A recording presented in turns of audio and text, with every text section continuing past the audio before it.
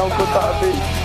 Back towards goal, hits the post, but tapped in, and there's Sam Bell. Naismith slays and Cornick, that'll do it. And he making impact right away. He'll try. Oh yes! Tommy Cropper's only gone and done it again.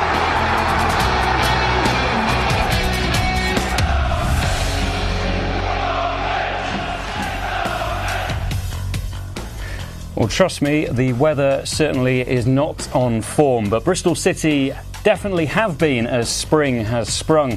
4 clean sheets in 5 over the last month, with 3 wins ensuring a 10th consecutive championship season is all but assured. Leroy Rossignol, MBE.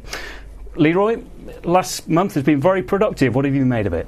Look, it's been a really good bounce back after, let's say, a difficult 4 games. 4 clean sheets, as you mentioned, and they've shown different ways to accrue points, which I've been impressed with. And as you said there, another 3 points, and they're more or less. Look, he's planning for next season already. He knows that they're safe. But from a player's point of view, with those meetings coming up next week, he needs to be persuaded that they can be part of a side that can go and challenge it, next season. That's what it's all about, for Liam Manning. That period, end of February towards March, they'll be regretting that, because if they picked up a couple of wins, they'd be right in the mix.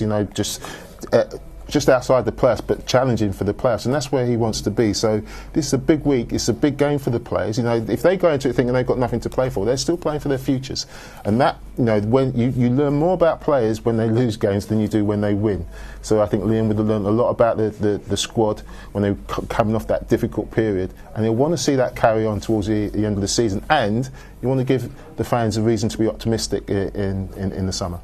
Liam Manning said the value of the last international break in getting time, drilling and getting key behaviours into this squad, and we've seen that with the defensive record recently, haven't we? Yeah, look, he's a coach, Liam, and he loves to be out on the grass, and I did say that I just felt that he needed a full pre-season to get all his ideas across, and as you said, I'm sure he used it wise, and it's shown in the results, because the Championship, when you're playing Saturday, Tuesday, you don't get a lot of time, so you need to make sure those are embedded within the team, and we've seen that as well.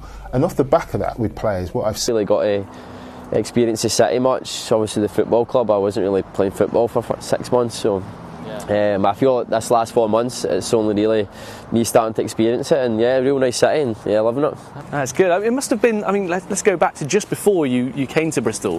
Did it take some thinking for you about, do I want to do this move? Because you'd been out of Scotland, obviously you went on loan to Portsmouth, but never permanently. So what was going through your mind of, before you signed for Bristol? It was a big decision for me, because with Aberdeen we qualified